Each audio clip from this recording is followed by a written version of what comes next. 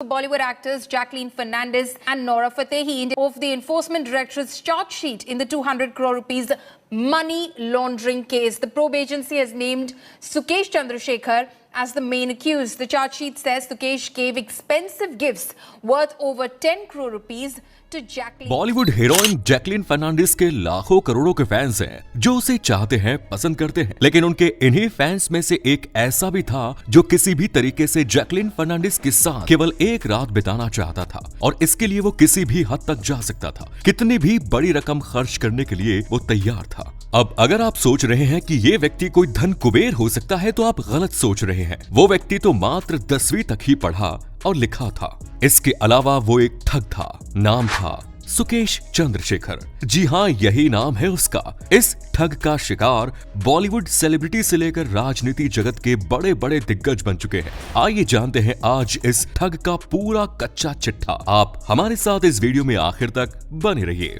सुकेश चंद्रशेखर तमिलनाडु के मदुरई का रहने वाला था। इनके पिता विजयन चंद्रशेखर का रबड़ का कारोबार था। इसके अलावा वो पार्ट टाइम जॉब भी किया करते थे और सुकेश की माँ हाउसवाइफ थी। जमीन से उठकर इनके पिता ने काफी मेहनत की और अपने आप को इस लायक बनाया कि वो अपने बेटे को शहर के एक बड़े स्कूल बाल्टविन हाई स्कूल में पढ़ा सके, जहां बड़े बड़े अमीरों के बच्चे पढ़ा करते थे। सुकेश के भीतर इंफीरियरिटी कॉम्प्लेक्स आ जाता है कि ये बात उसके दिमाग में बैठ जाती है कि वो गरीब है और इसी एहसास का शिकार था सुकेश चंद्रशेखर। सब बच्चे बड़ी बड़ी लग्जरी गाड़ियों से आते थे, जबकि सुकेश के पिता उसे अपने स्कूटर से स्कूल छोड़ने जाया करते थे। बस यही से सुकेश के दिमाग में ये ख्याल आया कि उसने बड़ा होकर इतना बड़ा आदमी बनना है, इतिहास में उसका नाम अमर हो जाएगा। सुकेश जब स्कूल के दिनों में था, यानी कि नाबालिग था, उसी समय उसने क्षेत्र के पुलिस कमिश्नर के नाम से अपने लिए एक ऐसा फर्जी लेटर तैयार करवाया जिसे दिखाकर वो कहीं भी आ जा सकता था, जिसमें ये लिखा था कि इस व्यक्ति को पूरे कर्नाटक में कहीं भी आने जाने की परमिशन है। सुकेश उस समय नाबालिग था, लेकिन वो गाड़ी भी चलाता था और कोई उसे रोक नहीं पाता था। कहीं भी वो घूम सकता था, कोई भी पुलिस वाला उसे रोकता था। बस इस लेटर की छोटी सी कामयाबी ने उसे आसमान में उड़ने के लिए पंख दे दिए। अब वो कहीं भी जाता और पुलिस उसे रोकती तो बस और कमिश्नर का लेटर दिखा देता। एक दिन उसे पुलिस ने रोका। उसे नहीं पता था कि वो जिसको कमिश्नर साहब का लेटर दिखा रहा है वो खुद वही कमिश्नर साहब है। कमिश्नर साहब ने लेटर देखा और वो समझ गए कि ये उनके हस्ताक्षर नहीं है। मतलब लड़का इतने समय से पुलिस को बेवकूफ बना रहा था। इसके बाद पुलिस ने उसे और उसके पिता को अरेस्ट किया। आगे चलकर साल 2007 में सुकेश एक बुजुर्ग से लगभग 1 करोड़ की ठगी करता है। यहाँ से उसने इस धंधे में कदम रखा और आगे बढ़ता चला गया। सुकेश की खासियत थी कि वो न केवल लोगों को अपनी बातों के जाल में फंसा लेता था, बल्कि वो हिंदी, अंग्रेजी के अलावा कन्नड़, मलयालम और तमिल जैसी भाषाएं भी काफी अच्छे से बोल लेता था। तमिलनाडु में जब एम करुणानिधि मुख्यमंत्री हुआ करते थे, ये अपने आप को उनका भतीजा बताकर लग्जूरियस लाल बत्ती की गाड़ी में घूमा करता था, जहाँ पुलिस वाले भी उसे सैल्यूट मारते थे। आज के दौर का ये शातिर ठग जब भी अपने शिकार से बात करता है तो वो कभी अपने आप को मुख्यमंत्री का दायां बायां बता दिया करता या फिर कभी अपने आप को IAS अफसर बता दिया करता था। कभी कभार खुद को बड़ा उद्योगपति भी बनाकर सामने वाले के सामने पेश कर देता था। एक बार सुकेश ने IAS अफसर बनकर एक उद्योगपति को फोन किया और उससे कहा कि वो उस उद्योगपति को 132 करोड़ का टेंडर दिला सकता है, लेकिन उसके लिए उसे कुछ पैसे खर्च करने पड़ेंगे। उद्योगपति इस बात के लिए राजी हो गया और सुकेश ने उससे 19 करोड़ देने की बात की। उद्योगपति के पास उस समय उसने पैसे नहीं थे। उसने कैनबरा बैंक से लोन लेने की कोशिश की। लोन आसानी से नहीं हो रहा था, इसीलिए सुकेश ने बैंक मैनेजर को भी उपहार देने की बात कहकर पटा लिया और फाइनली बैंक उस उद्योगपति के खाते में 19 करोड़ ट्रांसफर कर देता है। जब भेद खुलता है तब इन लोगों को पता चलता है कि ये तो कोई ठग था और बैंक के खाते से 12 करोड़ रुपए निकाल लिए जाते हैं। बैंक खाता सीज होने से पहले ही ठग अपना काम कर चुका था। आगे चलकर उसने मलयालम फिल्म की अभिनेत्री लीना मारिया पॉल से संपर्क किया और उसे अपनी एक फिल्म में काम देने के लिए अप्रोच किया। लीना जब उससे मिलने आई तो उसने लीना को कुछ इस तरीके के ठाट बाट दिखाए कि वो इम्प्रेस हो गई। बाकायदा लाल बत्ती की गाड़ी और उसे सैल्यूट ठोकते लोग लीना को इतने पसंद आए कि धीरे धीरे वो सुकेश के करीब आते चली गई।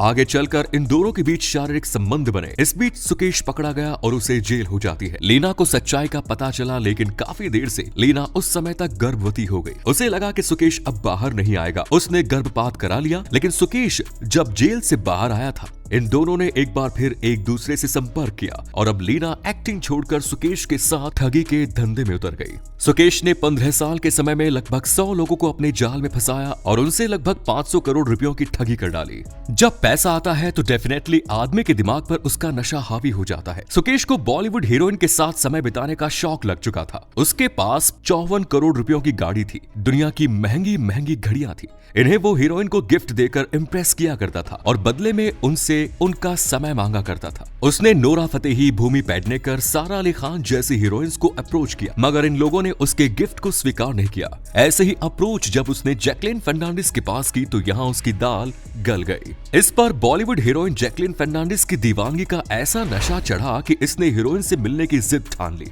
वो केवल एक ऐसे राइट कॉन्टेक्ट की तलाश में था जो उसे उसकी पसंदीदा हीरोइन से मिलवा सके। जैसे ही ये राइट कॉन्टेक्ट कंफर्म हुआ, मुंबई के एयरपोर्ट में 1.5 लाख रुपए घंटे के किराए वाला एक प्राइवेट जेट पहुंचता है, जिसमें बॉलीवुड की ये हीरोइन सवार होती है और चेन्नई के लिए उड़ जाती है। चेन्नई की हयात होटल में इन दोनों के मिलने का समय भी तय हो गया था। मुंबई से उड़ने वाला प्राइवेट जेट जब चेन्नई एयरपोर्ट पर पहुंचा तो वहां पहले से मौजूद एक हेलीकॉप्टर उस हीरोइन को लेकर हयात होटल के लिए रवाना हो गया। आखिरकार सुकेश चंद्रशेखर जिस हीरोइन के सपने दिन रात देखा करता था, आज वो उसके सामने थी। इसके बाद दोनों ने एक रात का क्वालिटी टाइम एक दूसरे के साथ स्पेंड किया और फिर वो हीरोइन वापस मुंबई आ गई। आगे चलकर सुकेश चंद्रशेखर ने हीरोइन के अमेरिका और ऑस्ट्रेलिया में रहने वाले भाइयों और बहनों को लगभग 7 करोड़ रुपए गिफ्ट किए, जिसमें महंगी महंगी गाड़ियां भी शामिल थी। मगर जैकलीन सुकेश की सच्चाई को नहीं जानती थी।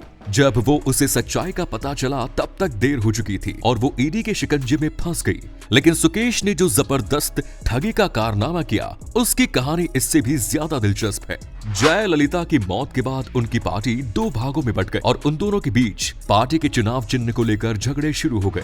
तब चुनाव आयोग ने जयललिता की पार्टी के चुनाव चिन्ह 2 बत्ती को कब्जे में ले लिया। इसके बाद उनकी पार्टी की दावेदार शशिकला के भतीजे दिनाकरण पार्टी के चुनाव चिन्ह के लिए काफी प्रयास कर रहे थे, पर उनका काम नहीं बन रहा था। ऐसे में सुकेश चंद्रशेखर सामने आया और उसने बताया कि चुनाव आयोग के एक बड़े अधिकारी से उसकी बात हुई है और वो उन्हें पार्टी का चुनाव चिन्ह दिला सकता है, लेकिन बदले में उसे पैसे देने पड़ेंगे। कुल मिलाकर ये सौदा 50 करोड़ में तय हुआ। सारी डील दिल्ली के होटल में होनी थी। सुकेश चंद्रशेखर भी वहां पहुंचता है और अधिकारियों के बीच बातचीत होती है। उसी समय वहां पर सुकेश अरेस्ट हो जाता है। दरअसल ये जाल उसके लिए ही बिछाया गया था। इसके बाद सुकेश को तिहाड़ जेल भेज दिया जाता है। सुकेश ने तिहाड़ जेल में भी अपना जाल फैलाना शुरू किया और जेल के अधिकारियों को महीने का 1 करोड़ रुपए रिश्वत में बांटना शुरू किया। सुकेश चंद्रशेखर को बाकायदा एक बैरक अकेले के लिए अलॉट की गई। हालांकि उस बैरक में एक साथ कम से कम 40 कैदी रह सकते थे। उसे तमाम सुविधाएं दी गई और वो वहां पर एक आलीशान जिंदगी जीने लगा। इस बीच उसकी नजर जेल में बंद शिवेंद्र मोहन सिंह पर पड़ी।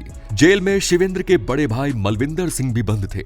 दोनों रैली गियर और रैनबैक्सी के साथ साथ फोर्टिस हॉस्पिटल के चेन के वाइस चेयरमैन हैं। इन दोनों उद्योगपतियों पर कभी आर्थिक घोटाले का आरोप लगा हुआ था और इसके चलते वो जेल की सलाखों के पीछे थे। शिवेंद्र की पत्नी अदिति अपने पति और जेठ को छुड़ाने की कई कोशिशें कर रही थी, परंतु उसे सफलता नहीं मिली। अचानक 15 जून 2020 को आदित्य सिंह के पास फोन आता है। ट्रू कॉलर में स्पष्ट समझ में आता है कि ये फोन गृह मंत्रालय से आ रहा है। केंद्रीय गृह मंत्रालय भारत सरकार नई दिल्ली से आए इस कॉल को अदिति रिसीव करती है, जो दूसरी तरफ से केंद्रीय कानून गृह सचिव मिस्टर अनूप कपूर उनसे बात करते हैं। वो पीएमओ के हवाले से अदिति से ये कहते हैं कि उनके पति की देश को जरूरत है। कोविड-19 समस्या से निपटने के लिए सरकार उनकी सेवाएं लेना चाहती है और इसके लिए सरकार बड़ी जल्दी ही उन्हें जेल से रिहा करने वाली है। साथ ही बात करने वाला अदिति को इस बात की हिदायत देता है कि इस बातचीत को गुप्त रखा जाए। अपने पति के जेल से रिहा होने की खुशी शायद अदिति के विवेक पर हावी हो जाती है और वो वही करने लगती है जो उससे फोन पर कहा जाता है।